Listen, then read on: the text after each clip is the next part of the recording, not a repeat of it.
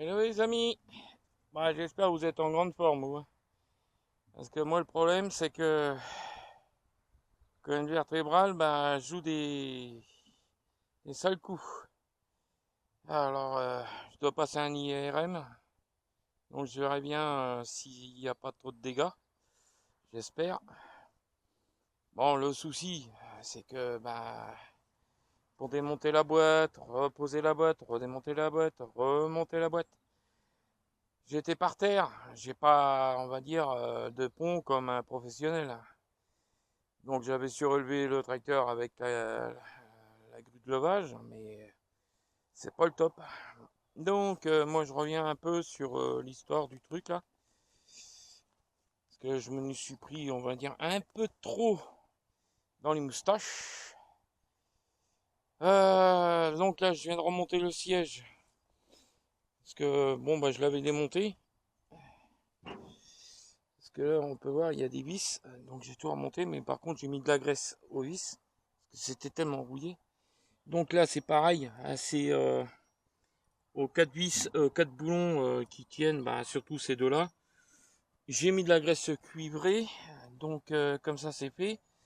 Le siège en lui-même, on va dire l'armature en ferraille, je l'ai poncé, nettoyé. J'ai posé du framétaux, donc comme ça c'est protégé.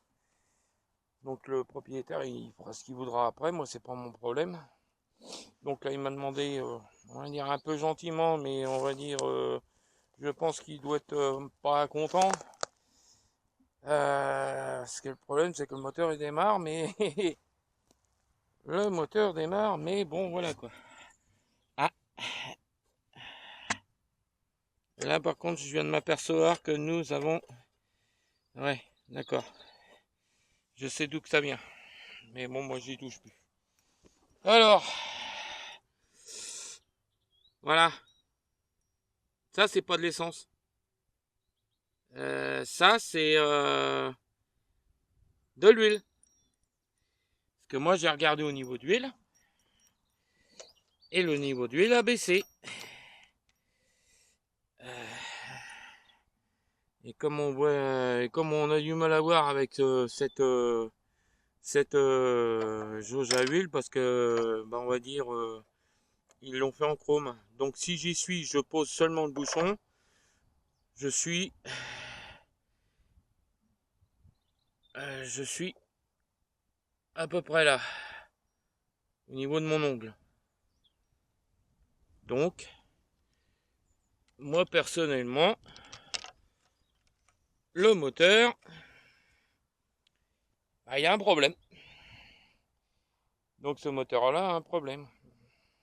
Qui, quoi, machin, bidule, je sais pas, j'en sais rien, je suis pas dedans. Donc la petite fuite qu'il y a au niveau du carbus, c'est le joint qui a dû lâcher, le joint où il y a le boulon. Donc il a dû lâcher, c'est pas de ma faute, hein, c'est de l'usure. Et puis ce genre de joint, j'en ai pas. Donc voilà. Donc après, le temps qu'il était là pour bridouiller, on va dire, son premier métrique,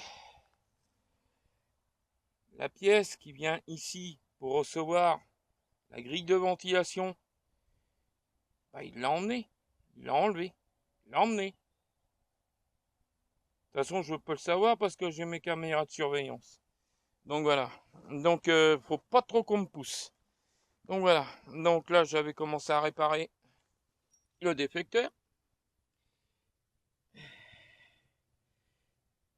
avec des agrafes, bien sûr. Vous savez, les agrafes pour réparer le plastique. J'utilise pas des agrafes d'une agrafeuse. Ceux qui font ça, c'est qu'ils ont des, comment on appelle ça, des personnes qui ont des hérissons dans les poches. Donc moi, les personnes avec des hérissons dans les poches, voilà, ça dure qu'un temps. Donc voilà. Alors après, il m'a demandé de faire tout un tas de bordel, on va dire, du boulot à rallonge, hein. Du boulot à rallonge, du boulot à la rallonge. Alors comment dire, réparer ça, ça c'est cassé, ça c'est cassé. Alors c'est soit qu'on refaisait une pâte avec des agrafes et tout, ça aurait demandé du temps. Ou autrement, retrouver un plastique comme ça, c'est tout. Voilà, faut pas chercher midi à 14h des fois. Hein? J'en ai vu plein sur internet, en d'occasion et en très bon état. Mais non, mais quand on a des hérissons dans les poches, eh ben on reste avec les hérissons dans les poches. Donc voilà. Donc, donc, donc moi j'ai pas envie de m'emmerder avec ça. J'ai plus envie de m'emmerder avec ça, c'est bon. Puis de toute façon, ma colonne a merde. Donc voilà. Hein. Là, le si peu que je viens de faire, on va dire reposer tout ça, le siège, j'ai morflé. Là, c'est bon, j'ai morflé. Encore une fois, au niveau de ma colonne. Là, je ne peux plus. Là, c'est bon. Nada, les brouettes. Hein, on arrête. C'est bon. Faut arrêter d'être borné sur des choses. Moi, tout ce que je veux, c'est que moi, tout ce que je voulais, mon objectif à moi, c'était de l'entendre. Bon, il tourne, oui, mais ça fume. Moi, ça m'aurait fait plaisir qu'il tourne et qu'il ne fume pas. Et puis au moins, j'aurais pu faire un tour comme ça pour m'amuser dans mon terrain. Parce qu'en général, c'est ce que je fais. Parce que j'adore m'amuser avec ces engins-là une fois qu'ils sont réparés. Donc, eh ben moi désolé, il a un problème. Il a de la compression, mais il y a un problème. Mais ça vient pas du carburateur. Le carburateur, il a passé 2 fois aux ultrasons, plus un nettoyage manuel. C'est derrière avec des petits outils. Mais attention, hein, parce que si tous vos outils sont pas de la marque Facom ni de la marque Sam, vous savez pas travailler. Voilà. Bah, moi, désolé, moi personnellement, la marque Facom, ça coûte un bras, voire 2 bras et voire 2 jambes. Les outils Sam, c'est pas mieux. Donc, moi, désolé, c'est du chrome, hein, du chrome vanadium, garantie à vie. Mais ça suffit très bien et pour faire le travail, ça suffit très bien aussi. Il suffit de savoir utiliser les outils. Donc voilà. Donc là aussi, j'avais le John Deere 300. Bah lui, je sens que lui, il va retourner à l'expéditeur, comme ça je serai tranquille. Moi, j'ai besoin de ma liberté. Parce que moi, après, voilà. Là, une fois que ça, c'est parti, moi, j'attaque ça. Voilà. J'attaque mon petit véhicule. J'ai mis du temps pour avoir toutes les pièces. Maintenant, j'ai toutes les pièces. Toutes les pièces sont neuves, ils sont rangés, ils sont au sec. Moi, je ne vais pas attendre d'avoir les dents sèches, comme on dit, pour m'occuper de ça. Hein, quand on dit les dents sèches, ça veut dire qu'on est 6 pieds sous terre. Donc voilà. Donc moi, j'ai besoin d'un véhicule pour me déplacer. Donc voilà. Donc, et puis entre-temps, moi, j'ai mon travail aussi à faire personnel, l'entretien, on va dire, du terrain. Là, ici, ça faisait à peu près 2 ans que j'avais pas passé la débroussailleuse. Ah ben non, parce que faut se donner à 200%, on va dire, sur les engins des autres. Ben oui, mais désolé. Hein. Moi aussi, j'ai du boulot. Moi aussi, j'ai un devoir à donner. C'est de l'entretien. Donc là, j'ai commencé à rattraper. Là, je peux vous dire, ça a décoiffé. Hein. Donc, je vais vous montrer ce qu'on m'a donné. Au départ, je pensais pas que c'était bien. Mais je l'ai essayé chez mon ami. Parce que lui, il en avait une. Voilà, cette lame-là. Ah bah, je peux vous dire simplement que les ronces, ça vous les déchenaille. Vous pouvez même les broyer avec, il n'y a pas de problème.